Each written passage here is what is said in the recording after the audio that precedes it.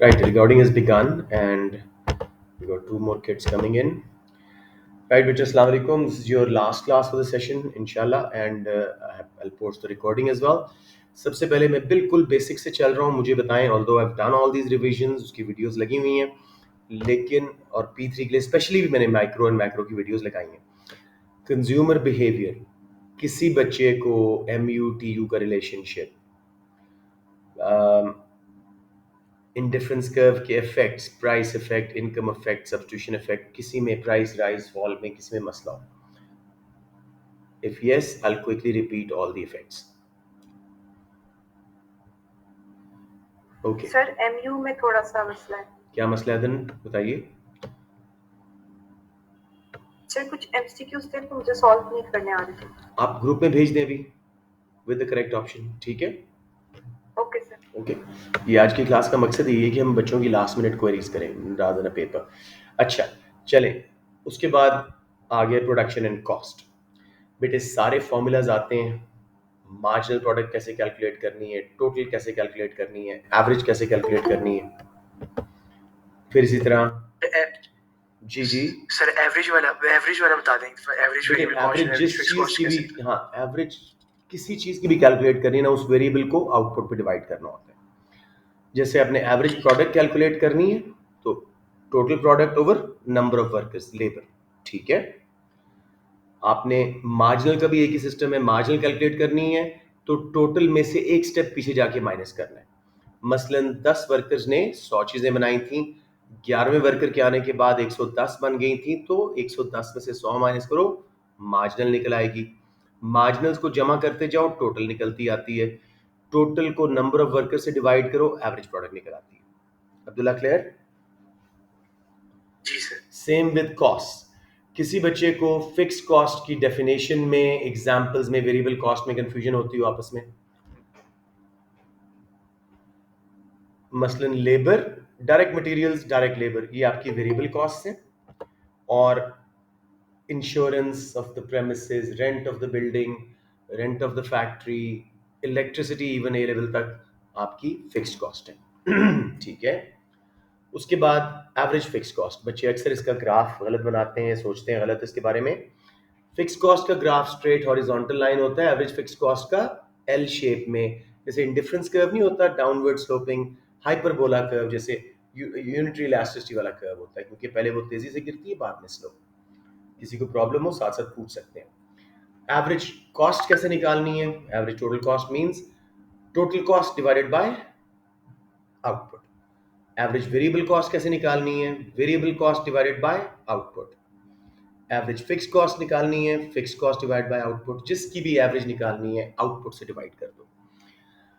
अब कुछ चीजें जो मैं पहले ही रिवाइज करा चुका हूं कि एक टोटल प्रोडक्ट का कर्व लगा हुआ हो, टोटल कॉस्ट का कर्व लगा हुआ हो, आप उस पर बता सकते हैं कहाँ एवरेज कॉस्ट मिनिमाइज हो रही है, कहाँ मार्जिनल कॉस्ट मिनिमाइज हो रही है, कहाँ एवरेज वेरिएबल कॉस्ट मिनिमाइज हो रही है. ये बातें आती हैं कि भूली हुई हैं? Alright, good. I am assuming आती हैं. अच्छा, economies of scale, internal external, उनका फ़र्क क्लियर है, उनकी एग्जांपल्स क्लियर हैं, कौन सी होती हैं?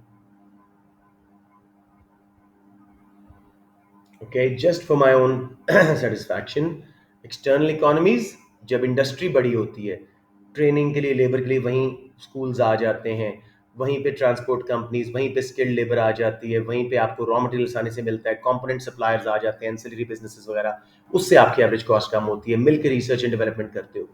Dish economies of scale external, जब इंडस्ट्री बहुत बड़ी हो जाए, वही इंफ्रास्ट्रक्चर जो बनाया था और कॉस्ट कम हो रही थी वो टूट फूट गया, डिलेज हुई, कंजेशन हुआ, लेबर की शॉर्टेज होगी, उन्होंने रेट बढ़ा दिए.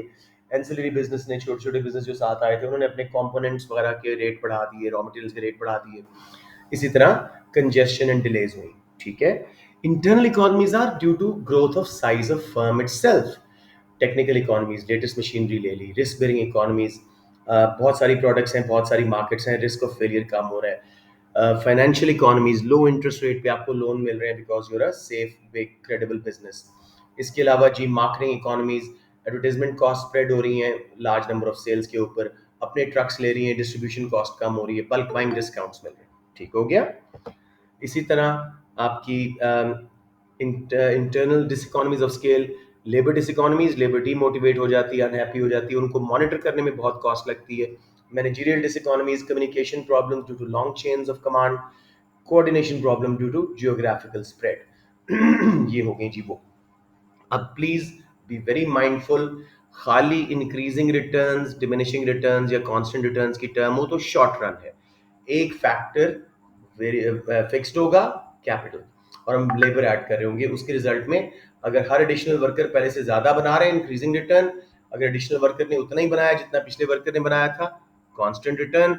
और अगर एडिशनल वर्कर ने कम बनाया पिछले से तो diminishing returns, too many workers are sharing too few machines. जब ऑफ स्केल या टू स्केल का वर्ड हो उसका मतलब है लॉन्ग रन आ गया, सारे फैक्टर्स प्रोडक्शन हम इनपुट्स चेंज कर रहे हैं। उसमें याद रखिए, अगर वो क्वेश्चन करता है a firm doubles it's inputs, 200% से इनपुट्स डबल किए हैं, आउटपुट इंक्रीजेस बाय 300%, इसका मतलब है इंक्रीजिंग रिटर्न्स टू स्केल या इकोनॉमीज ऑफ स्केल।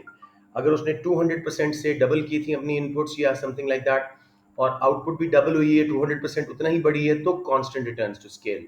अगर 200% इनपुट्स बढ़ाई थी और आउटपुट सिर्फ 100% बढ़ी है, 200 से कम बढ़ी है, तो decreasing returns to scale due to diseconomies of scale. ये concept to scale long run का है, रिटर्न्स शॉर्ट रन के हैं। अच्छा जी,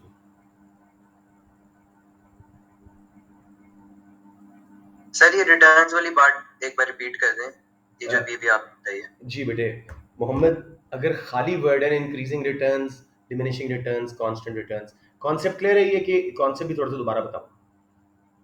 सर कॉन्सेप्ट क्लियर है।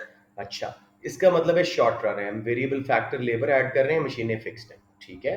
जब टू स्केल का या economies of scale, diseconomies of scale का वर्ड आ रहा है साथ में, increasing returns to scale, decreasing returns to scale या कांस्टेंट रिटर्न्स टू स्केल, इसका मतलब है लॉन्ग रन आ गया, सारे फैक्टर ऐड हो रहे हैं और उसके रिजल्ट में आउटपुट अगर इनपुट से ज़्यादा स्पीड से बढ़ रही है तो इकोनॉमीज ऑफ स्केल है, इंक्रीजिंग रिटर्न्स टू स्केल है।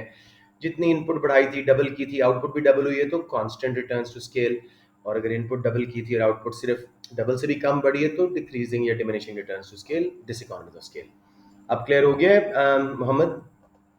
Yes sir, thank you. एक बात, वेलकम बेटे, एक बात और याद रखिएगा, all points on short run long run average cost curve are least cost points for that particular output. उसका अपना lowest point minimum efficient scale होता है, लेकिन हर point short run long run curve पे, एवरेज कॉस्ट कर्व पे least cost होता है, ठीक है जी। उसके बाद मार्केट स्ट्रक्चर्स हैं, आपस में कंपैरिजंस का एक पेज दिया हुआ है सर इमरान लतीफ ने अपनी बुक में, प्लीज उससे गो थ्रू कर लो, एमसीक्यूज बहुत आसान हो जाते हैं।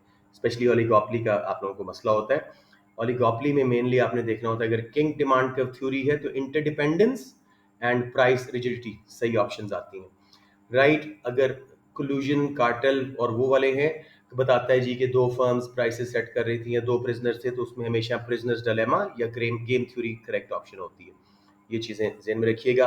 ऑब्जेक्टिव्स, ये जरा चीट शीट ध्यान में रखिएगा। ऑब्जेक्टिव्स ऑफ फर्म्स का चैप्टर पे हमेशा एक या दो एमसीक्यू आते हैं। एमसीएमआर की आउटपुट और फिर डिमांड कर्व पे जाके प्राइस बनाना, ये है प्रॉफिट मैक्सिमाइजेशन। एमआर जब जीरो हो जाता है वो आउटपुट, और फिर डिमांड कर्व पे जाके प्राइस लगाना, ये प्राइस एंड आउटपुट है सेल्स रेवेन्यू या खाली रेवेन्यू मैक्सिमाइजेशन। अगर आपका एमसीएसी को कट कर रहे हैं लोएस्ट पॉइंट पे, वो आउटपुट ले रहे हैं, तो ये है प्रोडक्टिव एफिशिएंसी। एमसीएआर को, डिमांड कर्व को कट कर रहा है, यानी मार्जिनल कॉस्ट प्राइस के बराबर है, वो प्राइस एंड आउटपुट ले रहे हैं, तो ये है एलोकेटिव एफिशिएंसी, गवर्नमेंट का ऑब्जेक्टिव। अगर एसीएआर को कट कर रहा है, वो आउटपुट ले रहे हैं, यानी नॉर्मल प्रॉफिट बना रहे हैं, इसका मतलब है आप सेल्स या आउटपुट मैक्सिमाइज करना चाह रहे हो। वो अक्सर कहता है, a firm switches from profit maximization to revenue maximization, how will output and prices change? तो आपने पहले MCMR वाली आउटपुट लें, डिमांड कर्व पे जाके प्राइस देखें, फिर MR0 वाली आउटपुट लें, डिमांड कर्व पे जाके प्राइस देखें, वो ऑप्शन सिलेक्ट करनी होगी। Clear on that? ओके जी। उसके बाद आ गई एफिशिएंसी, उसका मेरे ख्याल में आप लोगों को बहुत अच्छा आइडिया है, जल्दी से पूछ लो। Social benefits, social cost clear है, प्राइवेट बेनिफिट, एक्सटर्नल कॉस्ट मिला के बनती हैं, प्राइवेट कॉस्ट एक्सटर्नल कॉस्ट मिला के सोशल कॉस्ट बनती हैं, प्राइवेट बेनिफिट एक्सटर्नल बेनिफिट मिला के सोशल बेनिफिट बनते हैं। कोई एक मिसिंग फिगर हो तो आप उसको एक्स फाइंड कर सकते हैं। समझ आ रही है बात या थोड़ा सा और एक्सप्लेन कर दूं उसमें? ओके, सोसाइटी की ऑप्टिमल आउटपुट होती है जहां MSB, marginal social benefit, marginal social cost के बराबर हो। अक्सर वो क्वेश्चन भेजता है कि जी प्राइवेट सेक्टर एलोकेट कर रहा है कहाँ और सोशल आउटपुट ऑप्टिमम कहाँ है। तो जहाँ पे एमपीसी, एमएसबी, एमपीसी और एमपीबी इकट्ठे हो रहे हैं वो प्राइवेट सेक्टर का है, basic demand and supply without external benefits and cost. और जहाँ एमएसबी एमएससी को कट कर रहा है वो सोशली ऑप्टिमम होगी। तो वो डिस्टेंस जो है आपने बता देनी है।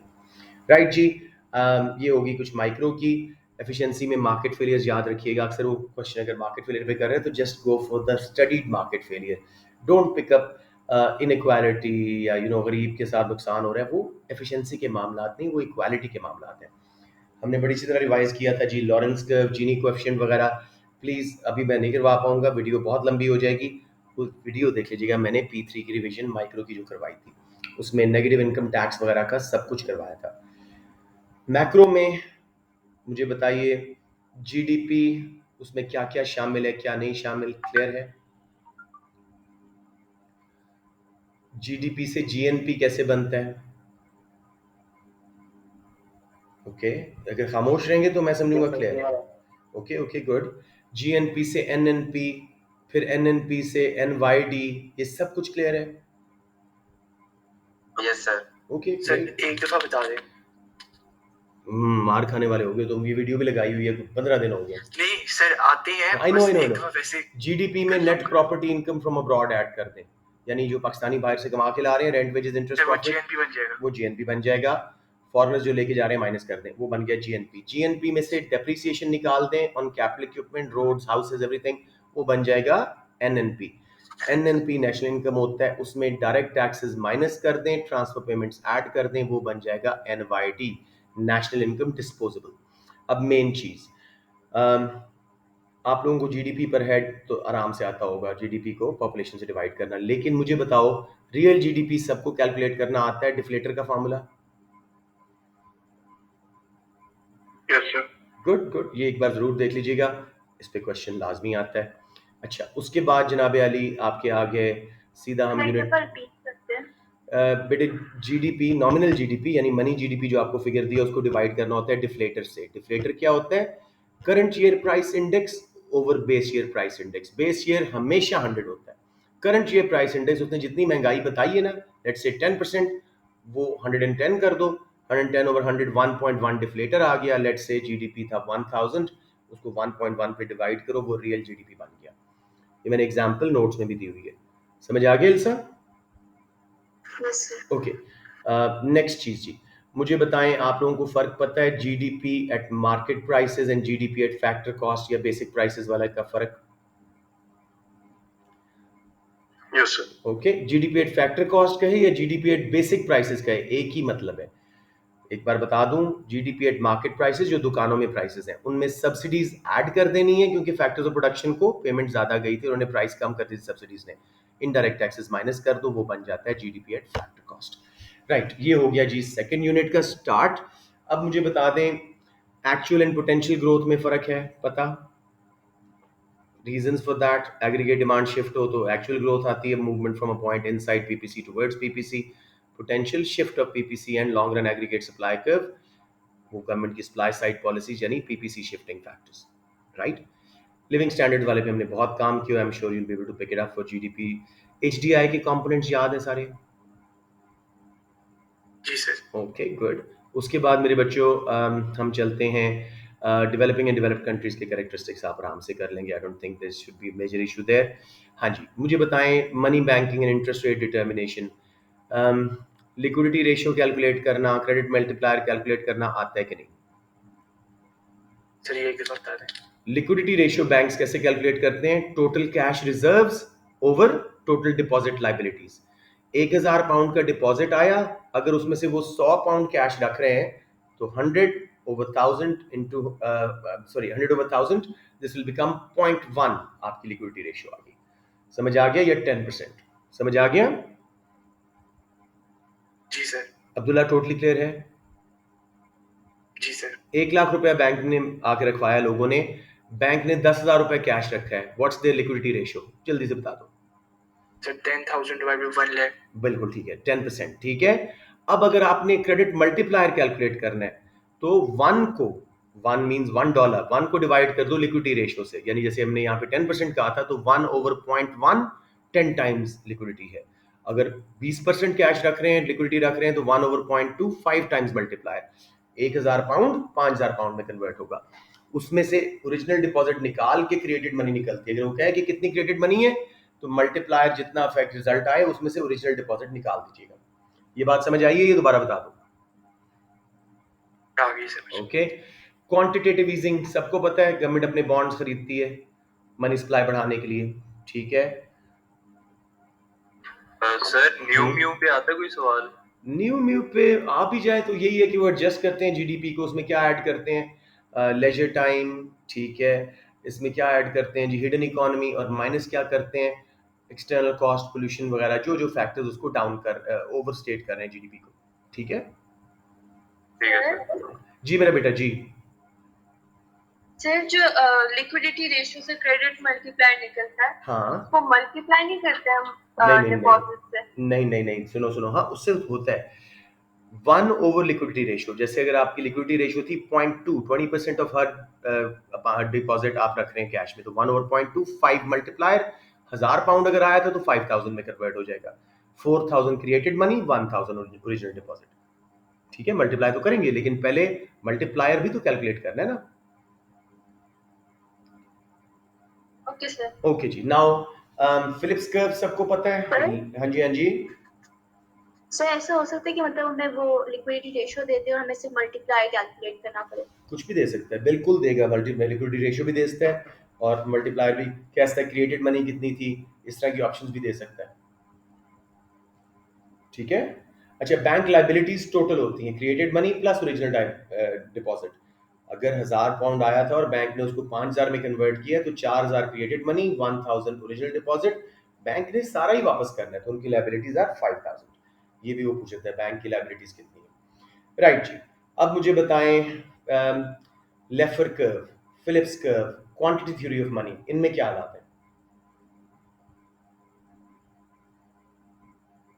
सब आते हैं? Okay ji ji ji, please पूछ लें।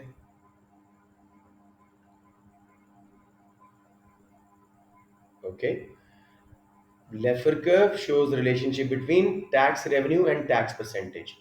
लेफर के मुताबिक अगर हायर रेट्स ऑफ टैक्स को कम कर दिया जाए तो टैक्स रेवेन्यू बढ़ेगा। एक खास हद से आगे जब आप टैक्स का रेट बढ़ाते हो हायर इनकम्स पे, तो डिसइंसेंटिव की वजह से टैक्स रेवेन्यू गिर जाता है। तो ये उसका है। Phillips curve inverse relationship show करता है इन्फ्लेशन एंड अनएम्प्लॉयमेंट में, और long run Phillips curve show करता है कि there is no inverse relationship between the two in the long run. Short run में है और वापस इन्फ्लेशन बढ़ती जाएगी, हम लॉन्ग रन इक्विलिब्रियम पे आते जाएंगे, वो स्ट्रेट लाइन LRPC बन जाता है मॉनेटरिस्ट इकोनॉमिस्ट के मुताबिक। अब मुझे ज़रा यूनिट 3 का पूछने दें। मल्टीप्लायर, एक्सेलरेटर, ये सब मैंने करवाए थे, एक बार वीडियो ज़रूर देखना। फिलहाल मैं आपको फॉर्मूलाज बता रहा हूँ। मल्टीप्लायर अगर उसने आपको बताया हुआ है कितना, 1 लाख पाउंड इन्वेस्ट किया था, इन्वेस्टमेंट आई थी, और जो है हमारी MPC वो बता दे, ठीक है, या मार्जिनल प्रोपेंसिटी टू विथड्रॉ बता दे, और कहे कि कितना मल्टीप्लायर आ रहा है, तो उसका फॉर्मूला है वो बताता है 1000 पाउंड इन्वेस्ट किया था गवर्नमेंट ने और नेशनल इनकम बढ़ी है 5000 पाउंड। इसमें फॉर्मूला यूज करोगे change in injection over change in income, change in income over change in injection. Again investment बढ़ी थी 1000, नेशनल इनकम बढ़ी 5000, फॉर्मूला है change in income over change in injection. इस case में इंजेक्शन इन्वेस्टमेंट का था, exports भी हो सकता है, कुछ भी हो सकता है। So change in income is 5000 over 1000 injection, 5 times multiplier. ये जब उसने इंजेक्शन और नेशनल इनकम का चेंज बता दिया हो। दूसरे केस में वो आपको एडवांस में मल्टीप्लायर कैलकुलेट करने का कहता है, और मैं आपको एक एग्जांपल देता हूँ। वो कहता है जी open full four sector open economy, I hope you know closed and open economies and everything। four sector open economy है, उसमें MPS यानी marginal propensity to save is 0.1, MPT marginal propensity of taxation is 0.2, and MPM marginal propensity of import is 0.1। what will be the multiplier? तो आपने सारी marginal propensities to withdraw जमा करनी है, 0.1 for saving वाली, 0.1 फॉर टैक्सेस वाली, और 0.2 में खलती फॉर इम्पोर्ट्स, तो 0.4 बन गया, 1/0.4, 2.5 मल्टीप्लायर आएगा। दूसरा तरीका है, अगर आपको उसने एमपीसी दिया हुआ है, लेट्स से उसने कहा जी marginal propensity to consume is 0.8 in a closed economy with no trade, तो आप करेंगे 1/1 minus MPC advance multiplier calculate करने के लिए, 1/1 माइनस एमपीसी यानी 1/0.2, 5 टाइम्स मल्टीप्लायर। समझ आ गया मेरे बच्चों? सर ये बस विड्रॉल्स का होता है? विड्रॉल्स का नहीं, इंजेक्शंस का बेटे। विड्रॉल का मल्टीप्लायर भी होता है, लेकिन आपसे वो इंजेक्शंस का पूछेगा। विड्रॉल्स के थ्रू Okay, पता लग रहा है ना कितना लीक आउट हो रहा है, कितनी बार दोबारा स्पेंड होगा। ठीक है, ये कॉन्सेप्ट है इसमें। रिदा बेटे क्लियर हो या कोई कंफ्यूजन? सर फिर बता दें। आपको वो या तो तीनों विड्रॉल्स बता देगा या सिर्फ मार्जिनल प्रोपेंसिटी टू कंज्यूम बता देगा। ऑफ कोर्स जितना कंज्यूम हो रहा है बाकी विड्रॉ हो रहा है, तो फॉर्मूला दो है, 1/MPW। अगर उसने सारी विड्रॉल्स बताई उनको जमा कर लो, 0.1, 0.1, 0.2 जो भी है, 1/0.4, 2.5 आ गया। या फिर एमपीसी बता दी उसने, लेट्स से 0.8, तो 1/1 माइनस 0.8, 1/0.2 यानी 5 टाइम्स। ठीक है, यस सर। कोई कंफ्यूजन? अच्छा, बहुत क्वेश्चन आ गए, लेट्स मेक अ स्टार्ट। ठीक है, ऑन द ग्रुप्स जो बच्चों ने क्वेश्चन भेजे हुए हैं, let's start with soft reminder tomorrow. ये क्या है? लंच कम हाइट जी। ओके, जाएंगे जी। Okay, let's start. वो रिकॉर्डेड क्लास में हरकत क्या कर रहा सर हैव फन। है? सॉरी, I'll have fun जी, मजबूरी है जी। I'll have food and fun. I was kind of on a diet. Anyways, तो हु बैरियर टाउन एग्जाम वालों ने तो छा गए हैं भाई, छा ही छू गए हैं। Okay, let's start with the first one from Ilsa. Ilsa, correct option किधर हैं? इल्सा बेटे, where are the correct options? आपको बता देती हूँ इसका करेक्ट शाबाश, वाला। बताते जाओ जल्दी से ताकि टाइम हम बचाएं, वरना तो बहुत टाइम लग जाएगा हमें। Table shows how the government finances its budget deficit in a closed economy. Closed means जो इंटरनेशनल ट्रेड नहीं करती, 3 सेक्टर है ना, गवर्नमेंट भी है बीच में, households, firms, government. Budget deficit है जी 200 बिलियन का। Sales of government securities are 50 billion. Sales of government securities to non bank private sector are 150 billion. यहाँ से गवर्नमेंट ने अपना बजट डेफिसिट जो है वो फाइनेंस किया, रिकवर किया। If there is no change in notes and coins in Ilsa, have you looked at the option? जल्दी से बता दो। Sir HD। Okay. There is no change in notes and coins in circulation, and commercial bank maintains a 10% cash reserve. अभी हमने इसकी बात की थी। What will be the resulting increase in money supply? अब जरा नोट करते हैं, कमर्शियल बैंक्स को sale of government securities to non bank private sector, sales of government securities to central bank. ठीक है, अच्छा जी। If there is no change in notes and coins in circulation and commercial banks maintain a 10% cash reserve ratio, what will be the resulting increase in money supply? 50 billion की securities government ने बेची हैं central bank को। ठीक है, अच्छा, और sale of government securities to non bank private sector यानी 200। ये इंटरेस्टिंग क्वेश्चन है, let's have a look. Table shows how the government finances budget deficit in a closed economy. Government अपनी स्पेंडिंग बेसिकली कहाँ से कर रही है? बजट डेफिसिट 200 बिलियन था। सिक्योरिटीज टू सेंट्रल बैंक्स ने बॉन्ड्स का वर्ड यूज नहीं किया, तो let's assume these are short term securities. ठीक है, 50। ठीक है, और नॉन बैंक प्राइवेट सेक्टर से तो मनी सप्लाई नहीं पड़ती, वो पैसा हमारे से निकल के वापस हम पे स्पेंड हो रहा है, तो 150 को हम इग्नोर करेंगे। जो गवर्नमेंट ने गवर्नमेंट सिक्योरिटीज बेची हैं सेंट्रल बैंक को और वो पैसा हम पे स्पेंड किया है, बजट डेफिसिट इसलिए था ना, तो 50 वो है। 10% कैश रिजर्व रख रहे हैं, तो लिक्विडिटी रेशियो कितनी है जी? 0.1, 1/0.1, 10 टाइम्स 50 इंटू 10, 500 बिलियन। सबको समझ आ गया या एक बार फिर बता दूं? रिपीट करते हैं। देखो बेटे, बजट डेफिसिट था 200 बिलियन जो हम पे गवर्नमेंट ने स्पेंड किया था। मनी सप्लाई उसके रिजल्ट में बढ़ेगी या नहीं?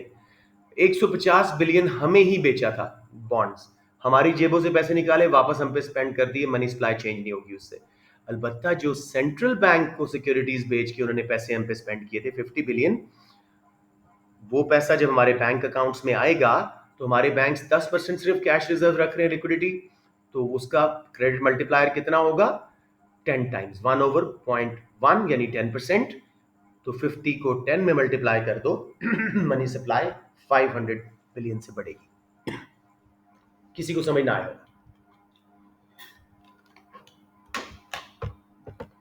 सबको क्लियर है 100%? प्लीज बता दें, आखिरी क्लास है। सही 200 हमने ऐड क्यों नहीं किया? 200 तो बजट डेफिसिट है ना मेरे बेटा। गवर्नमेंट ने टोटल 200 बिलियन हम पे स्पेंड किया है कंपेयर टू टैक्सेस टेकन। उसका सोर्स ऑफ रेवेन्यू क्या था? 150 हमसे ही लिया, वापस हम पे स्पेंड कर दिया, उससे मनी सप्लाई बराबर रहेगी, सेम रहेगी। अलबत्ता 50 लिया सेंट्रल बैंक से, अपने सोर्स से किया, या अगर उधार लिया होता बाहर से, या फिर हमें वो बेचे होते, क्या उसे कहते हैं, ट्रेजरी बिल्स जो लिक्विड होते हैं, उसकी बेस पे बैंक लेंड कर देते हैं, लेंडर उसकी बेस पे करता है। ठीक है, समझ आ गया मेरा बेटा? Ilsa totally clear? एनीवन जी, anyone struggling with this question? जल्दी से, ताकि बाद में मसला ना हो इनमें। Okay, let's move on to the next one. Ilsa, इसकी क्या ऑप्शन है? जल्दी से बताओ मेरे बेटा, ताकि टाइम हम बचाएं। सर डी है, सामने वो कैलकुलेशन हुई है। Okay okay, let's see. अच्छा, इसमें डी ऑप्शन है और सामने कैलकुलेशन उसने करके दिखाई है, आपको समझ नहीं आई कैलकुलेशन इसकी? चलिए let's see now. In a closed economy with no government, सिर्फ households and firms है, the full employment level of income is 400 billion and equilibrium level of income is 380 billion. ठीक है, 20 बिलियन डॉलर का जहां पे हम हो सकते थे उससे नीचे, यानी डिफ्लेशनरी गैप है। If the deflationary gap is 4 billion, what is the MPC? 4 billion deflationary gap का मतलब कि कंजम्पशन 5 बार होगी। कुछ समझ आ गया कि 4 बिलियन अगर गवर्नमेंट स्पेंड करती है तो डिफ्लेशनरी गैप 20 बिलियन का कवर हो जाएगा। 4 × 5 20। समझ आ गई मेरे बेटा? मैंने आसान तरीके से समझाया, अगर नहीं समझ आया मैं दोबारा बता दूं आपको। सर रिपीट कर रहे हैं। ओके ओके, वो कह रहे हैं जी 400 बिलियन पे फुल एम्प्लॉयमेंट, यानी जहां पे हमारे सारे रिसोर्सेज इस्तेमाल हो जाएंगे, full employment level of equilibrium, long run aggregate supply जो परफेक्टली इलास्टिक होता है, उस पे हम पहुंच जाएंगे। लेकिन हम हैं 380 बिलियन पे current equilibrium level of income, जिसका मतलब है output, current output is less than the full employment output. Deflationary gap exist कर रहा है, वो कहता है वो सिर्फ 4 बिलियन का है।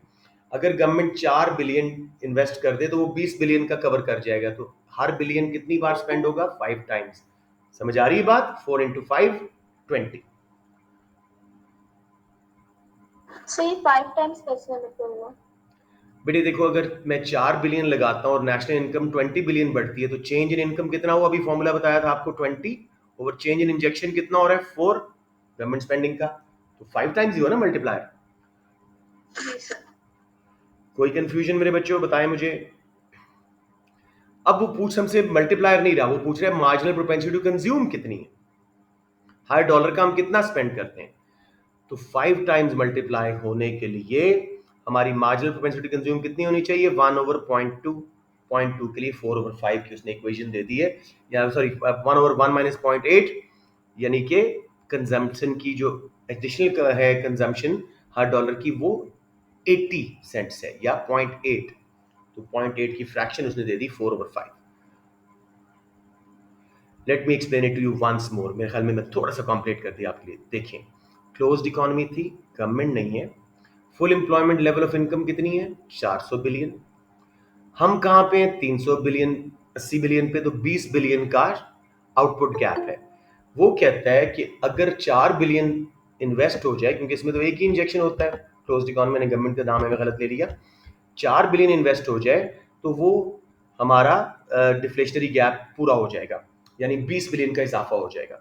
सो मार्जिनल प्रोपेंसिटी टू कंज्यूम क्या है? हर एडिशनल डॉलर कितना कंज्यूम होगा? तो बेसिकली 4 बिलियन स्पेंड होने से नेशनल इनकम बढ़ रही है 20 बिलियन, 20/4, 5 टाइम्स मल्टीप्लायर है। मल्टीप्लायर 5 टाइम्स है, इसका मतलब है 1/1 - MPC या 1/MPWs। कितना विड्रॉल होना चाहिए? 0.2। 1/0.2 will give us 5 times multiplier. या फिर MPC के हिसाब से देखो तो 0.8 दोबारा कंज्यूम होना चाहिए हर डॉलर का, तो 4/5 यानी फ्रैक्शन ऑफ 0.8। समझ आ गया मेरा बेटा? किसी को कंफ्यूजन तो बता दें।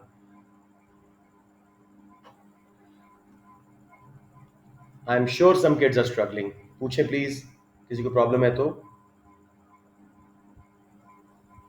ऑलराइट, लेट्स गो अगेन उसी पे प्रैक्टिस है, अब आना शुरू हो जाएगा आहिस्ता आहिस्ता।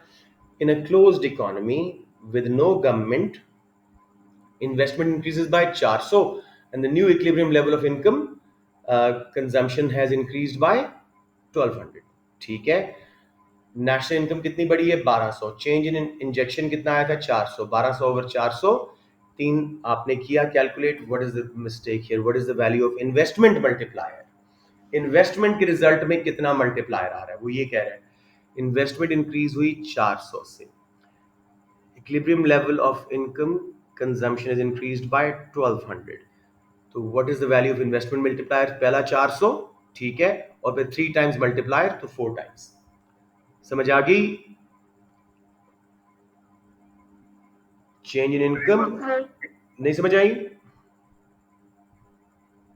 नहीं। ओके, गवर्नमेंट नहीं है बेटे, 400 की इन्वेस्टमेंट का इंजेक्शन आया, new equilibrium level of income पे कंजम्पशन कितने से बढ़ी है 1200 से, नेशनल इनकम कितने से बढ़ी है 1200, कंजम्पशन बढ़ी है, दूसरा कौन सा हिस्सा होता है क्लोज्ड इकोनॉमी में, आय, इन्वेस्टमेंट 400 से तो वो बढ़ी थी, 1600 नेशनल इनकम हो गई, 1600 डिवाइडेड बाय 400 जो इंजेक्शन था 4 मल्टीप्लाई।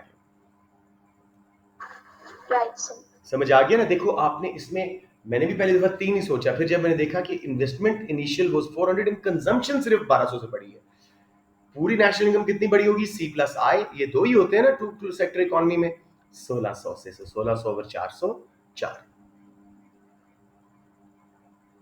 Anyone struggling here? क्योंकि ये क्वेश्चन अब आसान होने चाहिए आफ्टर वी डन 2 और 3, क्योंकि सिमिलर क्वेश्चन बार बार आते हैं। ओके लेट्स सी, ओए टेढ़ा टेढ़ा टेढ़ा मेरा बेटा, मैं इसको कैसे कर पाऊं,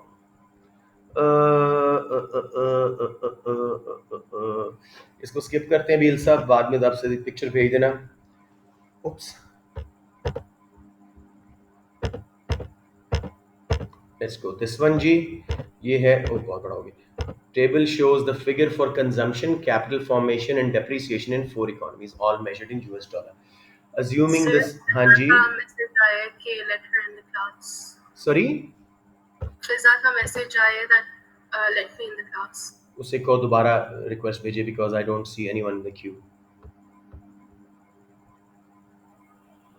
ठीक है, alright, table shows the figures for consumption, capital formation, capital formation means जो हम हार्ड इंफ्रास्ट्रक्चर पे पैसा लगाते हैं, machinery, roads etcetera, and depreciation in 4 economies all measured in US dollars, assuming that the state of technology remains unchanged, which economy is most likely to experience economic growth?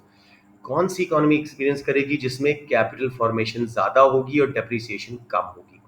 ठीक है, और of course consumption भी ज्यादा होनी चाहिए, लेकिन mainly capital formation और depreciation देखो, यानी इन्वेस्टमेंट माइनस डेप्रिसिएशन।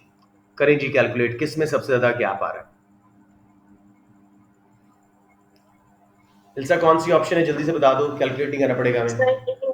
ए, ओ सीधा सीधा 20 में से 10 निकाला, 10 हमारी नेट इन्वेस्टमेंट पॉजिटिव है, बाकी बी में 200 में से 200 जीरो नेट इन्वेस्टमेंट, सी में नेगेटिव हो रही है, डेप्रिसिएशन ज्यादा है इन्वेस्टमेंट से, और डी में भी ऐसा हो रहा है, तो ए इज राइट आंसर। सब बच्चों को समझ आ गया? एक दफा रिपीट करते। Capital formation is spending on infrastructure, machinery, equipments, जो फ्यूचर में capital goods in other words, ठीक है, जो प्रोडक्शन करते हैं। डेप्रिसिएशन उनकी वेयर एंड टेयर, तो जैसे हमने एएस में पढ़ा था कि पीपीसी बाहर क्यों शिफ्ट होगा, अगर investment is greater than depreciation तो capital is the investment. Note करो, सिर्फ ए ऑप्शन में capital investment is more than depreciation, तो हमारा फ्यूचर का ग्रोथ पर्सपेक्टिव बढ़ेंगे। समझ आ गई मेरे बेटा? एनीबडी एल्स प्लीज इल्सा की तरह पूछें। लेट्स से वलीद, आपको ये समझ आ गया था? Yes sir. Okay okay fine, I know you're all. Sir depreciation add होगी या नहीं? डेप्रिसिएशन माइनस होगी मेरा बेटा। देखो फिजा आपकी एक कंप्यूटर सॉफ्टवेयर फर्म है, अगर आप 4 कंप्यूटर लेते हो और 4 ही डेप्रिशिएट हो जाते हैं तो आपकी कोई ग्रोथ होगी हर साल? नहीं, हर साल 4 कंप्यूटर बाद में खत्म। हाँ, अलबत्ता आप 8 कंप्यूटर का इन्वेस्टमेंट करते हो, 4 डेप्रिशिएट होते हैं तो अगले साल 4 एक्स्ट्रा आपके पास मौजूद होंगे।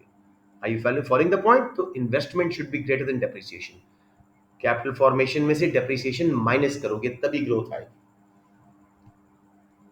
Okay sir. Okay wonderful, let's go on to Burhan का कोई ट्रिकी सा क्वेश्चन होएगा. लेट्स सी.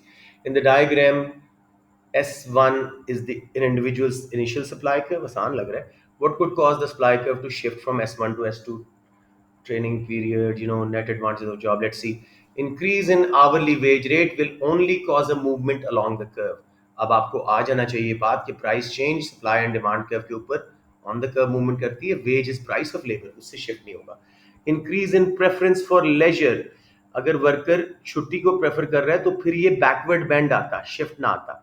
आप सबको आता है ना वो जो पहले ऊपर जाता है कर्व और फिर पीछे जाता है, यानी लेजर टाइम की तरफ वो प्रेफर करता है. सब्स्टिट्यूशन इफेक्ट छोटा हो जाता है, इनकम इफेक्ट बड़ा हो जाता है, तो उसमें बैकवर्ड बैंड आता. Increase in increase in preference for leisure answer है.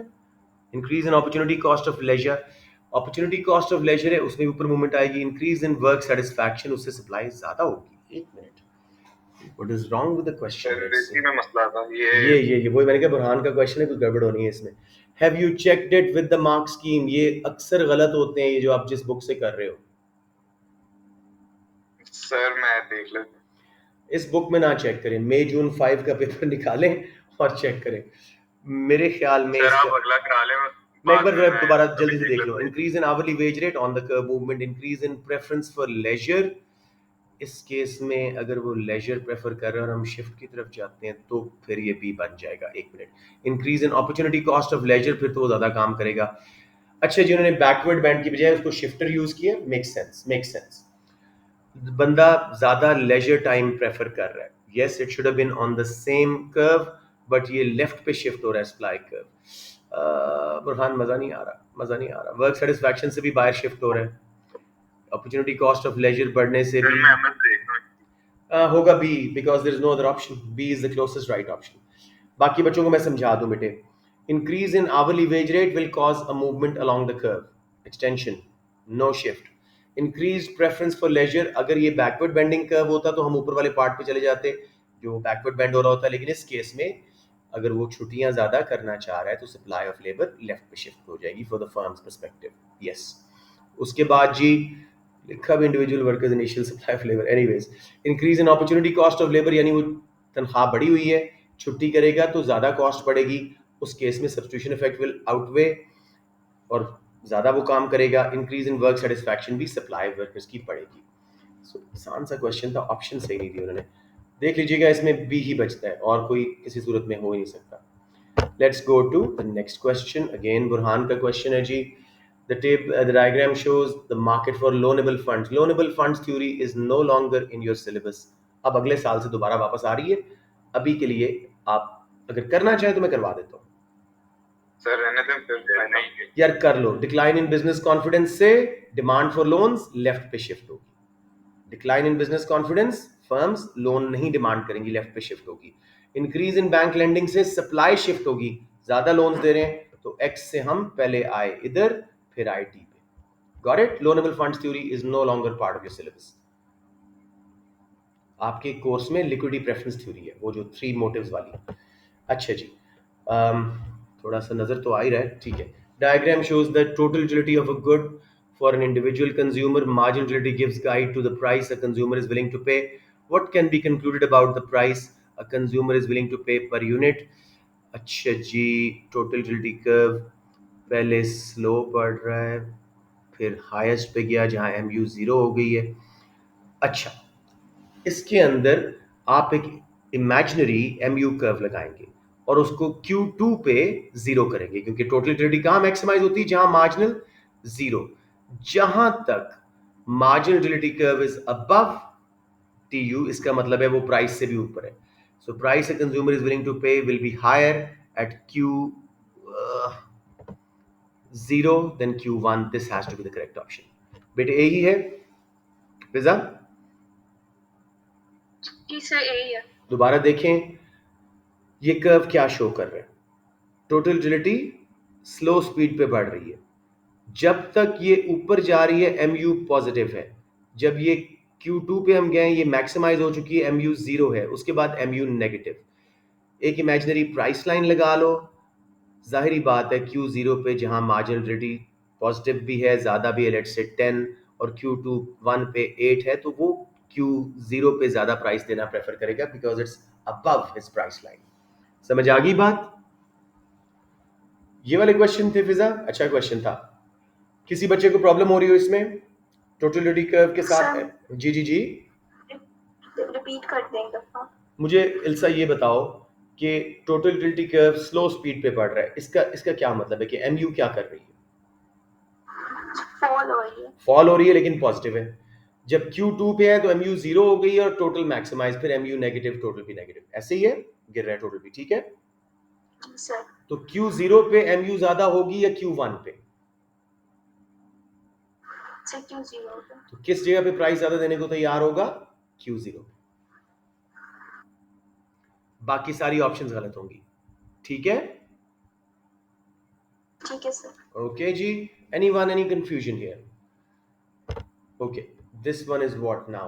Diagram shows a budget line indicating combinations of good Y and X that a consumer could buy in a given time. Combination shows point by points S and T both lie on the same normal indifference curve. ये अगर आप लोग कहते हैं तो मैं आपको ये प्रिंट स्क्रीन करके मैं इतना बड़ा लेना चाह रहा हूँ ताकि उधर जाके आपको ये मैं टोटली समझाऊँ। ये देखिए जी, वर्ड डॉक्यूमेंट किधर गया मेरा? Oops, ये किसने खोला? Okay, what the hell? Right, back to word document. ये बेटे जरा समझ लीजिएगा, ऐसे क्वेश्चन बहुत आसान होते हैं। ये देखिए, अब वो हमें क्या कह रहा है यहाँ पे, क्वेश्चन पे जरा वापस जाते हैं। वो कह रहा है जी कॉम्बिनेशन कौन कौन सा S and T both lie on the same normal indifference curve। तो आपने क्या करना होगा एग्जाम में, अपने पेपर के ऊपर ही पेंसिल से बेशक कर दें, एक इंडिफरेंस कर्व लगाएं, जो जो पॉइंट वो कह रहा है ना S and T, उनमें से उसको गुजारें। ये मेरा इंडिफरेंस कर्व है, थोड़ा सा इसको प्यारा कर दूं ताकि लगे सही इंडिफरेंस कर्व। तो S और फिर गलत हो गया यार, एक सेकेंड, S और T में से इसको मैं थोड़ा सा बैंड ज़्यादा दे रहा हूँ, ठीक है जी, एक minute. I am so sorry, ये थोड़ा सा ग्राफ के ऊपर बनाना मुश्किल हो रहा है। हाँ, अब शुक्र है फाइनली यहाँ से समझे कि आ रहा था, ठीक है। इसको मैं यहाँ से नीचे मिटा रहा हूँ। तो आपने damn it, comedy of errors, there S and T में से गुजर रहा है। अब W बाहर है और Z उससे नीचे, तो कंज्यूमर W को प्रेफर करेगा, S एंड T पे इंडिफरेंट होगा, Z को प्रेफर नहीं करेगा। तो ऑप्शन सामने देखो, consumer is indifferent between combinations W। अच्छा, इसलिए मुझसे गलत बन रहा था। एक मिनट जी, एक मिनट, मैं इसमें कहूँ कि हो क्या रहा था। S एंड T पे जब मैं लगाता हूं तो W ऑटोमेटिकली उसके ऊपर आ रहा है। तो बेसिकली जैसे भी मैं इसको ड्रॉ करूं वो बार बार हो रहा था, ये मैं कह रहा था गड़बड़ क्या हो रही है। ऑप्शन ए ठीक है ना फिजा? नहीं सर सी है। अच्छा, फिर मैंने इसको जस्टिफाई करने की कोशिश की है। Let's see again, let me draw, कोशिश करके सही वाला इंडिफरेंस कर्व बनाता हूँ। ये शुक्र है, और नहीं आ रहा।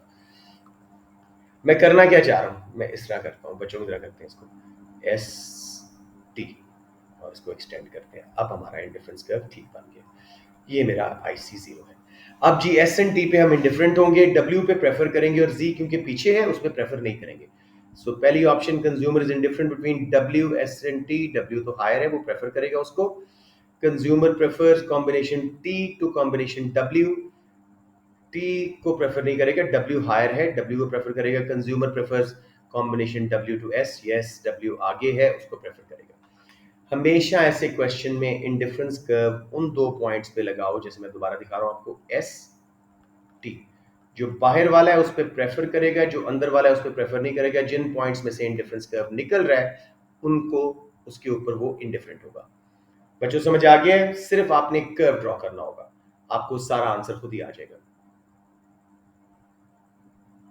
I hope I haven't caused confusion. ये बार बार रिपीट क्वेश्चन है, इफ एनीबॉडी स्ट्रगलिंग प्लीज पूछ लें।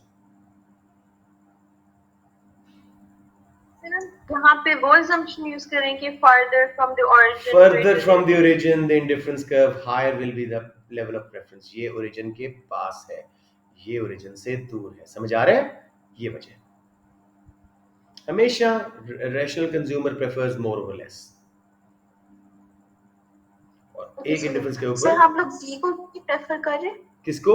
जी पीछे ना मेरे बेटा, अगर मैं पूरा इंडिफरेंस कर्व ड्रॉ करूं तो जी पीछे रह गया, ठीक है? W आगे निकल गया। W is the highest preference level, Z is the lowest, S and T middle में जिन पे वो इंडिफरेंट है, जो उसके इंडिफरेंस कर्व के अंदर आ रहे हैं। Got it? जी सर। अब कंज्यूमर क्या करेगा? यहां चला जाएगा, उसका इंडिफरेंस कर्व यहां कंज्यूम करेगा। समझ आ गई बात? चलिए जी, back to the questions. And which one is, ये मैं बाद में कराऊंगा जी। What makes it possible for the increase in real national output to exceed the increase in labour productivity? चले आप लोगों से करवाते हैं आज ये क्वेश्चन। मैंने बुरहान को समझाया था शायद, या किसी बच्चे को समझाया था। मुझे बताएं जी, real national income output, sorry, number of units यानी मनी से एडजस्ट करके, अपना प्राइस स्टेबिलिटी करके, उसमें से इन्फ्लेशन से एडजस्ट करके। एक सेकंड जी, कौन बच्चा आ रहा है? Let them enter. Sikandar Tariq back, okay right, where are we? Yes जी मेरे बेटे। What makes it possible for the increase in real national output to exceed increase in labor productivity? ऐसे क्वेश्चन में याद रखिएगा, हमने देखना है रियलिटी सिनेरियो। आउटपुट यानी प्राइस लेवल बढ़ने से भी आउटपुट जो बढ़ रही थी उसके एडजस्ट करने के बाद प्राइस लेवल को इन्फ्लेशन का इफेक्ट निकालने के बाद आउटपुट तेजी से बढ़े कंपेयर टू प्रोडक्टिविटी। वर्कर्स की प्रोडक्टिविटी स्लो बढ़ी है, आउटपुट तेजी से बढ़ी है। लॉजिकली क्या होना चाहिए? ज्यादा लोग आ गए एम्प्लॉयमेंट में। So option A, increase in employment. B क्यों रिजेक्ट होता है? रियल नेशनल आउटपुट थी, इन्फ्लेशन रेट ऑलरेडी एडजस्ट हो चुका है। Increase in sir money, repeat करते हैं, सॉरी सर रिपीट कर दें। श्योर, कौन बोल रहे हैं आप? सर मोहम्मद। मोहम्मद, देखो मेरा बेटा, रियल नेशनल आउटपुट आपके ख्याल में ये टर्म क्या बता रही है? रियल नेशनल आउटपुट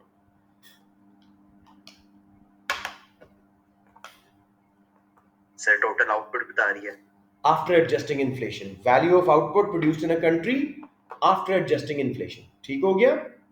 रियल का वर्ड ये बता रहा है। रियल नेशनल आउटपुट ज्यादा बढ़ी है compare to labour productivity. Output per worker उतनी स्पीड से नहीं बढ़ी जितनी रियल नेशनल आउटपुट बढ़ी है। इसका मतलब है ज्यादा लोग काम कर रहे हैं। So increase in employment. Productivity अगर बढ़ी थी तो उससे आउटपुट बढ़नी चाहिए, लेकिन रियल नेशनल आउटपुट ज्यादा स्पीड से बढ़ रही है, प्रोडक्टिविटी से भी, आउटपुट पर वर्कर से भी। इसका मतलब है ज्यादा लोग काम कर रहे हैं। Option A. बी क्यों रिजेक्ट हो रही है? Increase in inflation rate already real national output में एडजस्ट हो चुका है। Increase in money supply causes inflation, वो ऑलरेडी एडजस्ट हो चुका है। Increase in total earnings has got no link with this. समझ आ गया मेरा बेटा? जी sir. Anyone who struggling? Fiza आपका क्वेश्चन था, एनीवन हु स्ट्रगलिंग, या बुरहान का था ये? सर मेरा था। वेल डन, ठीक है। एनीवन जी? अच्छा, आपको एक मैं सिनेरियो क्वेश्चन भी दे दूं। वो कहते हैं जी, money national output increased by 3%, 6%, inflation increased by 3% and population increased by 3%. Can somebody tell me what is the increase in real national output? Money -3। No, दोबारा सुने। Money national output increased by 6%, inflation increased by 3%, population increased by 3%. What is the real GDP per head का result? Sir zero. Zero. 0। जितना वो money national output बता रहा है या nominal output का वर्ड यूज कर रहा है, जितनी वो बड़ी है उसमें से इन्फ्लेशन माइनस करो और पॉपुलेशन को डिवाइड करो उसके ऊपर, आंसर आपको समझ आ जाएगा। पॉपुलेशन भी माइनस करो, सॉरी, समझ आ गया? मैं आपको एक और सिनेरियो पूछ रहा हूं। National nominal output increased by 3%, inflation increased by 6%, population remained the same. By how much did real GDP per head fall? 3%। 3%। अब आप समझ गए। किसी बच्चे को यहां क्वेश्चन हो रहा हो इस तरह के, वो कॉमन क्वेश्चन बार बार देता रहता है। अब्दुल्ला, वलीद, BDSC, आप लोग नहीं बोल रहे। समझ आ गई मेरे बेटे?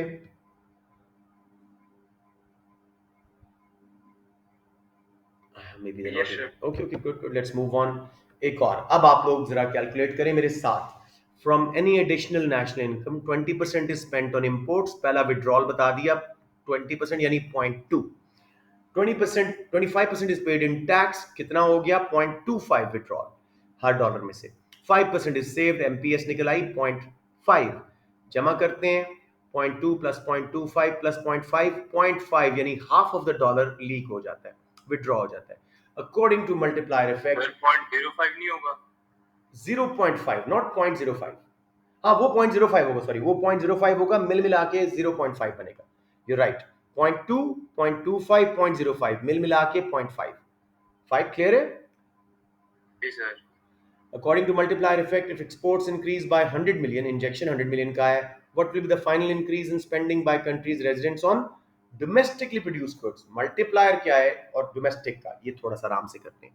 Multiplier तो 0.5 इस बच्चे ने सही कैलकुलेट कर लिया है, which is Burhan, 1/0.5 2 times multiplier आएगा। लेकिन वो कह रहा है if exports increase by 100 million, 100 million कहां से आया? एक्सपोर्ट से। डोमेस्टिक गुड्स पे कितना बढ़ा? 100 तो बाहर चला जाएगा ना, 200 मिलियन टोटल मल्टीप्लायर आएगा, 100 चला जाएगा एक्सपोर्ट से बुरहान, 100 लगेगा डोमेस्टिक गुड्स पे। जी सर। B option. सबको क्लियर हो गया बेटे? ये बड़ा अच्छा क्वेश्चन था फॉर अंडरस्टैंडिंग मल्टीप्लायर। जी सर एक बार एक्सप्लेन कर दो। श्योर, इंशाल्लाह आप मुझे बताएं मार्जिनल प्रोपेंसिटीज टू विथड्रॉ, तीनों कैलकुलेट करें जल्दी से। इंपोर्ट्स कितनी हो रही हैं, कितना? 0.5। 0.5 ठीक है, 0.5 टोटल कर दिया आपने, ठीक है। तो 1/0.5 2 टाइम्स मल्टीप्लायर आएगा, तो injection should result in 200 million increase in national income. Domestic goods पे कितना लगा? 100%, 100 मिलियन तो एक्सपोर्ट से आया था, एक्सपोर्ट्स पे गया था। तो अगला जो 200 मिलियन बढ़ेगा उसमें से भी 100 एक्सपोर्ट पे जाएगा और 100 डोमेस्टिक गुड्स पे लगेगा। ऑप्शन बी क्लियर हो गया मेरे बेटे? यस। ओके, एनीवन जी, एनीवन स्ट्रगलिंग? सारे मल्टीप्लायर पे आज कर रहे हैं हम काम। Production of a good creates a constant marginal external cost, then what's the option? जल्दी से बता दो वरना वर्कआउट करना पड़ेगा। Production of a good creates a constant marginal external cost at all levels of output. What value of PD for the good will cause the greatest dead weight या welfare loss for the externality? जी अदन बताइए क्या option है? Sorry C या D? क्या बोल, sorry cat और dog? Cat, okay. Greater than 1 elastic, वैसे तो परफेक्टली इलास्टिक की ऑप्शन में ढूंढ रहा था, अच्छा वो दी नहीं हुई, ठीक है। 0 मींस परफेक्टली इनइलास्टिक, ठीक है। अब जी हम बात करते हैं एक्सटर्नल कॉस्ट के केस में क्या होता है। कांस्टेंट मार्जिनल एक्सटर्नल कॉस्ट है, जब भी वो ऐड करोगे सप्लाई कर्व लेफ्ट पे शिफ्ट होगा, एमएससी बनेगा, उससे आउटपुट कम होगी। What value of price elasticity will cause the greatest dead weight या वेलफेयर लॉस? दो ट्रायंगल्स, कब ज्यादा बनेगी? जब डिमांड इलास्टिक होगी। Option B. टैक्स लगा या एक्सटर्नल कॉस्ट हमने वैसे ही ऐड की ग्राफ पे, सप्लाई कर्व लेफ्ट पे शिफ्ट होगा, कब ज्यादा डेड वेट लॉस होगा? जब ज्यादा इलास्टिक डिमांड होगी, क्वांटिटी ज्यादा गिरेगी। समझ आ गई मेरा बेटा? अदन बना के दिखा दूं बच्चे? जी सर दिखा दो। उसने हमें 3 ऑप्शंस दिए, equal to 1, between 0 and 1 inelastic and between and totally inelastic. तो मैं आपको एक ग्राफ इनइलास्टिक का बना के दिखा रहा हूं और एक इलास्टिक का, आपको खुद पता लग जाएगा क्या बात कर रहा है वो। आप कांस्टेंट मार्जिनल एक्सटर्नल कॉस्ट के वर्ड में थोड़ा सा कंफ्यूज हुई है शायद। ये देखो मेरा बेटा, ये मैं लेवल शेवल नहीं कर रहा, प्राइस कॉस्ट मैंने आदत बहुत पड़ी हुई, मैं कर देता हूँ। अच्छा जी, ये हमारा सप्लाई कर्व है which is the marginal private cost, और ये हमारा demand curve which is the marginal social benefit, क्योंकि इसमें हम सिर्फ एक्सटर्नलिटी की बात कर रहे हैं, नेगेटिव की। ये इक्विलिब्रियम मार्केट था, ये आउटपुट थी और ये प्राइस थी। अब एक्सटर्नल कॉस्ट जो कांस्टेंट है, मैंने इसलिए बराबर शिफ्ट किए, हम पढ़ते ही एक्सटर्नल कॉस्ट कांस्टेंट वाला है। अब ये एमएससी बन जाएगा, vertical distance between them will be MEC. अब मेरा बेटा ये नॉर्मल डिमांड कर्व थे, अगर यही मैं इलास्टिक बना देता तो खुद नोट करें, इक्विलिब्रियम यहाँ पे आता। मैं दोबारा बनाता हूँ, नॉर्मल क्यों बना दिया, ख्याल ही नहीं आया। अच्छा जी, इसको नीचे ले जाते हैं। हाँ मैं कर क्या रहा हूँ, चलिए जल्दी से करते हैं इसको। ये देखिए, अब मेरा बेटा मैं इलास्टिक डिमांड कर्व बना रहा हूँ, MSB और नॉर्मल सप्लाई कर्व बना रहा हूं, MPC, ये इक्विलिब्रियम, ये प्राइस, ये क्वांटिटी। अब जी एक्सटर्नल कॉस्ट हमने कांस्टेंट वाली ऐड की, सोशल कॉस्ट बनी, वर्टिकल डिस्टेंसेस MPC। अब ये हमारा equilibrium, price and quantity. Note करें डेड वेट लॉस का इलाका कितना बड़ा है। यही ग्राफ मैं इनइलास्टिक वाला डिमांड कर्व बनाता हूँ, इनइलास्टिक वाला डिमांड कर्व। इसने परफेक्टली इनइलास्टिक भी कहा है, बल्कि परफेक्टली बनाऊं तब आपको ज़्यादा समझ आएगा।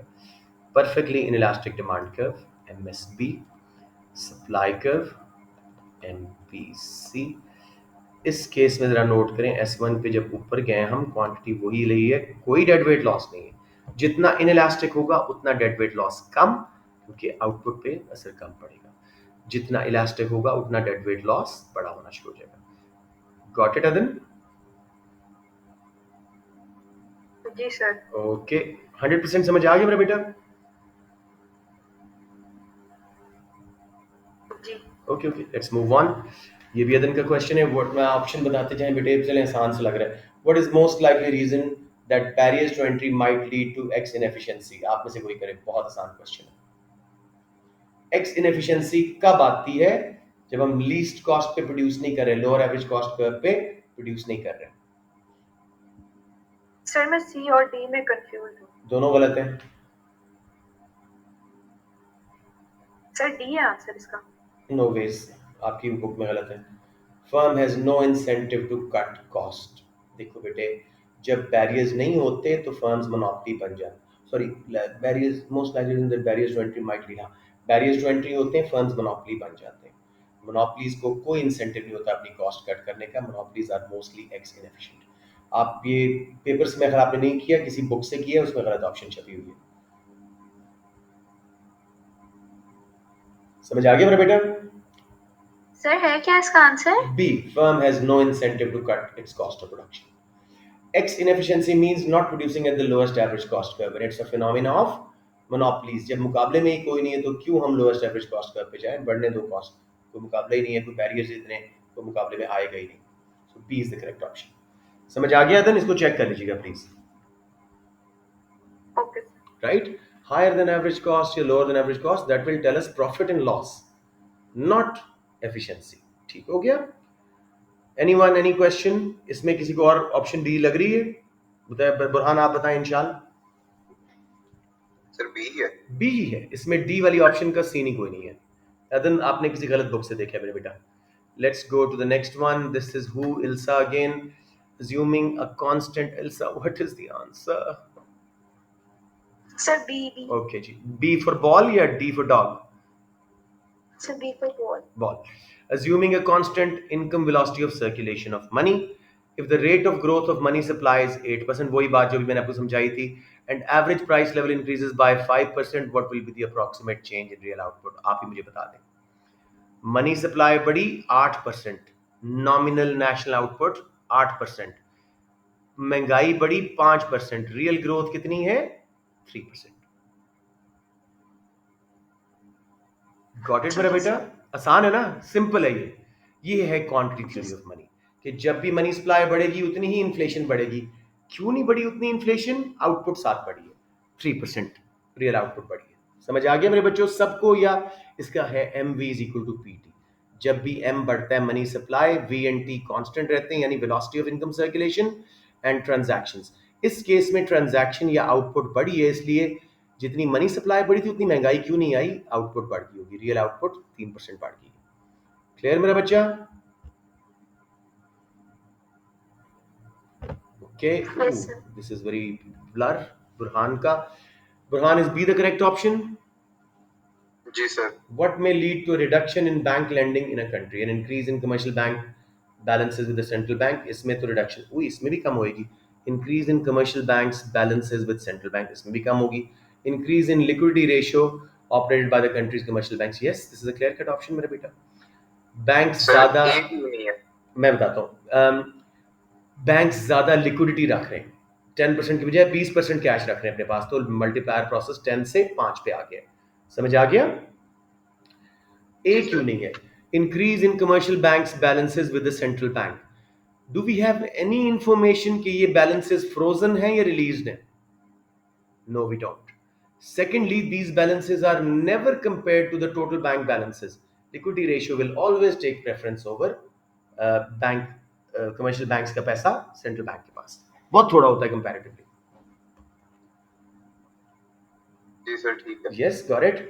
तो मतलब बैरियर टाउन खत्म नहीं होएगा, इतने क्वेश्चन भेजते जा रहे हैं माशाल्लाह जी. Ilsa again, a country steel production. Ilsa option बताओ जल्दी से.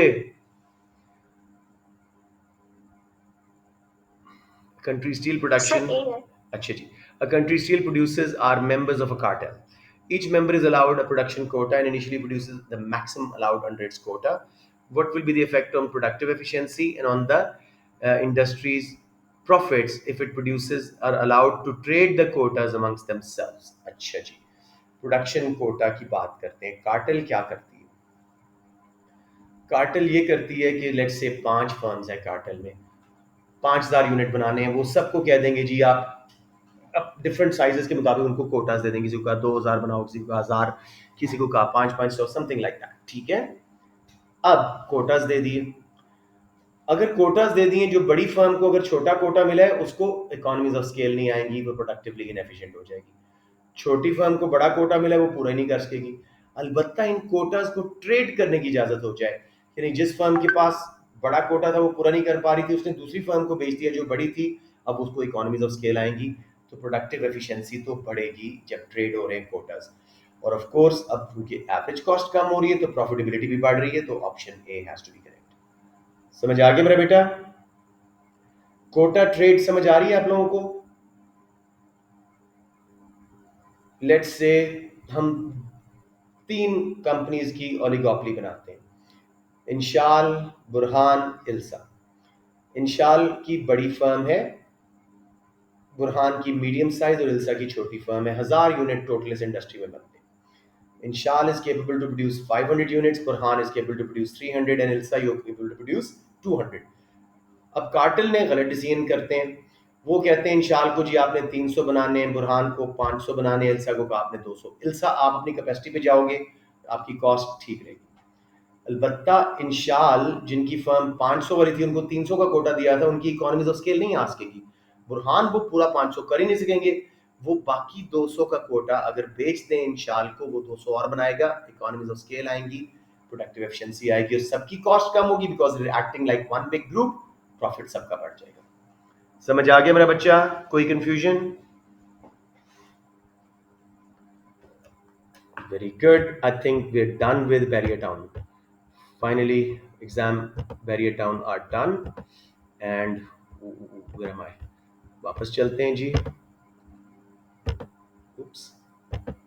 Why is it not letting me close it? अच्छा चले. अब आ गया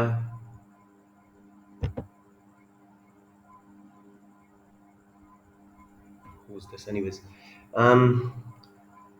Mariam Economics A to CMS. बच्चे आप लोगों ने कुछ क्वेश्चन भेजे? हाँ, इब्राहिम और इंशाल ने 1-2 क्वेश्चंस भेजे थे. टेढ़े क्वेश्चन इब्राहिम ना किया करो मेरा बेटा ऐसे. अच्छा जी, ये किसका है? इंशाल का. इसको रोटेट करने का कोई तरीका है मेरे बच्चों? स्क्रीनशॉट के थ्रू डाउनलोड करके होंगे. हाँ, डाउनलोड करके होंगे सर. डाउनलोड करके. चलें, इसको मैं इंशाल मैं आपको फिर बाद में सब ग्रुप्स में भी भेज के आंसर दे दूंगा. अभी इसको हम आगे चलते हैं. लेट्स सी बाकियों ने सही भेजे हैं कि नहीं. ये भी सर एक ही क्वेश्चन है. एक ही क्वेश्चन है, 2 बार. चले फिर कर लेते हैं यार, थोड़ा सी एफर्ट कर लेते हैं, कोई मसला ही नहीं.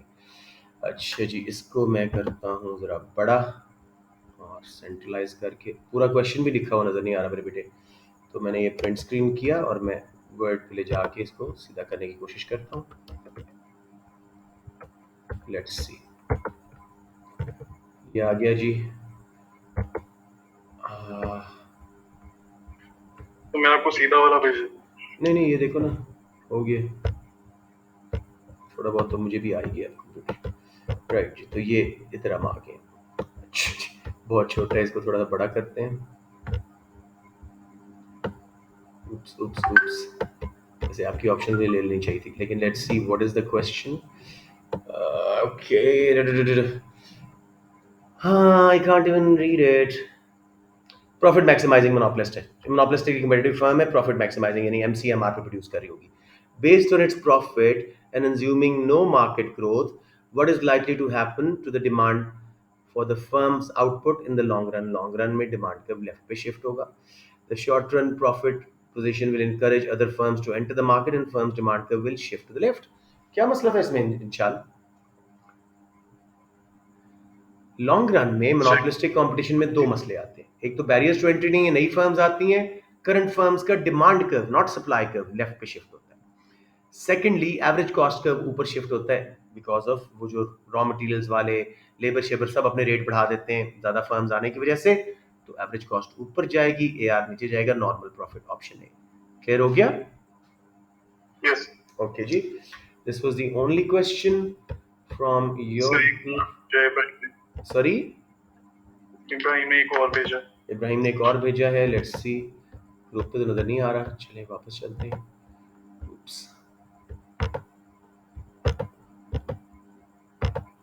यस, अब आ जाएगा. इब्राहिम ने भी टेढ़ा भेजा हुआ तो मेरी बहुत अब चढ़ेगी. पीछे है वो क्वेश्चन? नो, इब्राहिम ने कहाँ भेजा है? अच्छा, अब भेजा है ये वाला. ठीक हो गया जी. हाँ, ये तो मैंने ताज़ा करवाया था. आसान क्वेश्चन है बच्चों, थोड़ा सा उन्होंने ट्रिक डाला है. A monopoly firm is producing output OT यानी profit maximizing, thereby maximizing profit. MC MR पे प्रोड्यूस कर रहे थे, प्राइस चार्ज कर रहे थे, डिमांड कब तक जाके O W. Government now decides that the firm's operation generates positive externalities and so gives them a subsidy. Subsidy से कौन सा कर्व शिफ्ट होता है किधर, मुझे पहले ये बताएं. Nobody knows. Supply curve right पे शिफ्ट होता है. एमसी कर्व कौन सा होता है, सप्लाई या डिमांड? सप्लाई. तो एमसी कर्व आप नीचे शिफ्ट कर देंगे, एमसीएमआर की आउटपुट भी बढ़ जाएगी. कहते हो तो बना के दिखा देता हूं, और प्राइस कम हो जाएगी. मैं बल्कि बना ही देता हूं ताकि ये थोड़ा सा कॉन्सेप्ट जो है ग्लिच क्लियर हो जाए. Let's go here. ये है जी क्वेश्चन आपका. इसको थोड़ा सा हम बड़ा भी कर लेते हैं ताकि कुछ विजन बेहतर हो जाए.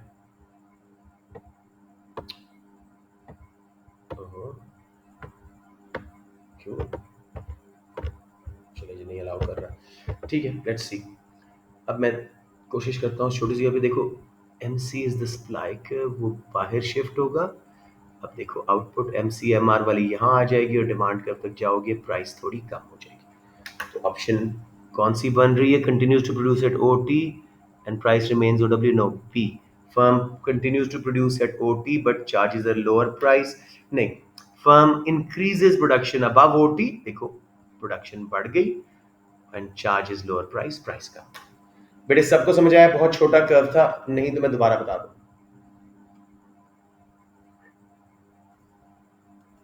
मैं इस पे आपको जरा सिर्फ फेर के दिखा रहा हूँ. पेन यहाँ तक MC को शिफ्ट कीजिएगा, MCMR की आउटपुट T से आगे निकल जाएगी, डिमांड कर्व तक जाके प्राइस बनाएंगे तो W से नीचे हो जाएगी. सबको क्लियर हो गया? चलिए जी, question turned out to be easy. Let's now move on to any other group. Ravi, आप लोगों ने कुछ भेजा है? नहीं सर, हमें सब पता है. आप लोग बच्चे इतने अच्छे हो. एल्मा ने भी कुछ नहीं भेजा, वो तो आए ही कोई नहीं है. सारों की इंशाल्लाह ये स्टार है, लेकिन सिर्फ फिजा आई हुई है माशाल्लाह. The rest are not coming. Who is this? Ilsa, आपका ये लास्ट क्वेश्चन है? पिछला वाला भी रहता? हाँ, हो गया था. ये लास्ट क्वेश्चन है आपका. केडी ऑप्शन है मेरा पुत्र? Sir A. What makes it most likely that a firm's profits will be volatile यानी unsure and subject to substantial fluctuation, मुसलसल change होते रहेंगे. Fixed costs are a high percentage of total cost. है. What makes it most likely that a firm's profits will be volatile and subject to substantial fluctuation? If it produced a diversified range, इसमें तो profit stable रहेगा. If it produced basic consumer goods, इसमें भी inelastic demand, stable profit. It sells its products in a number of different markets, ये भी safe है. बच तो ए ही किया. Very very good question. अब मुझे इसका एहसास हो रहा है कितना अच्छा क्वेश्चन डेवलप हुआ है. ए ऑप्शन बज़ाहिर गलत है. हम कहेंगे यार फिक्स्ड कॉस्ट अगर ज़्यादा है तो फिर प्रॉफिट पे क्यों असर नहीं पड़ेगा, क्यों असर पड़ेगा, क्यों ऊपर नीचे होगा, वेरिएबल कॉस्ट तो कवर हो ही जाएगी ना. नहीं, फिक्स्ड कॉस्ट ज़्यादा का क्या मतलब है कि अगर आप प्रोडक्शन नहीं कर रहे तो आपका एकदम से प्रॉफिट बहुत कम आएगा। प्रोडक्शन ज़्यादा करोगे तो प्रॉफिट बढ़ना शुरू हो जाएगा, लेकिन बड़ा स्लो प्रोपोर्शन से। सो ये मुसलसल वेरी वॉलेटाइल रहेगा। बाकी सब केसेस में इकोनॉमीज ऑफ स्केल आ रही थी, या फर्म जो है वो क्या उसको बोलते हैं बेसिक प्रोडक्ट्स बना रही थी, इनकी डिमांड स्टेबल होती है, तो उनमें उनका लॉस होने का चांस बहुत कम है। A remains to be the only option. Ilsa समझ आ गया? सो उन्होंने ये तो नहीं बात की कि मतलब प्रॉफिट किसमें ज्यादा और किसमें लोअर है, वो कह रहे हैं कि फ्लक्चुएशंस किसमें है। वॉलेटाइल तो एंड उसमें सब्जेक्ट टू कैसे? Substantial fluctuations. अगर आप बहुत सारी डाइवर्सिफाइड रेंज बना रहे हो, एक का प्रॉफिट कम होगा, दूसरे का बढ़ रहा होगा, आपका सस्टेन हो रहा होगा प्रॉफिट। अगर आप बहुत सारी मार्केट्स में ऑपरेट कर रहे हो, कहीं लॉस कहीं प्रॉफिट, आपका प्रॉफिट सस्टेन हो रहा है। बेसिक कंज्यूमर प्रोडक्ट्स बना रहे हो, यानी जैसे आलू गोभी वगैरह, उसमें भी आपका प्रॉफिट सस्टेन्ड होगा। फिक्स्ड कॉस्ट हाई है as a percentage of total cost. जब भी आपकी प्रोडक्शन कम होगी, आप उनको कवर करना आपके लिए बहुत मुश्किल होगा, प्रॉफिट बहुत ड्रॉप होगा। फिर ज्यादा प्रोडक्शन करोगे तो प्रॉफिट बढ़ भी जाएगा। समझ रहे हो? बाकियों में प्रॉफिट की वेरिएशन कम आएगी। Right sir.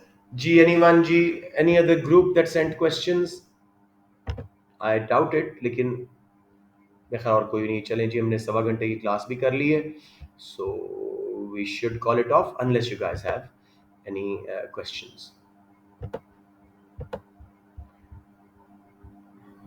No question जी, shall I save my class and put it for your view? So at least जी, कितने हमें मतलब सही करने होंगे कि मतलब ए तक आ जाए आप मुझे MCQs बताएं कितने होने चाहिए। सर 29 कर लेते हैं। वेरी गुड मोहम्मद, ओवर होना हो, पास हो जाए।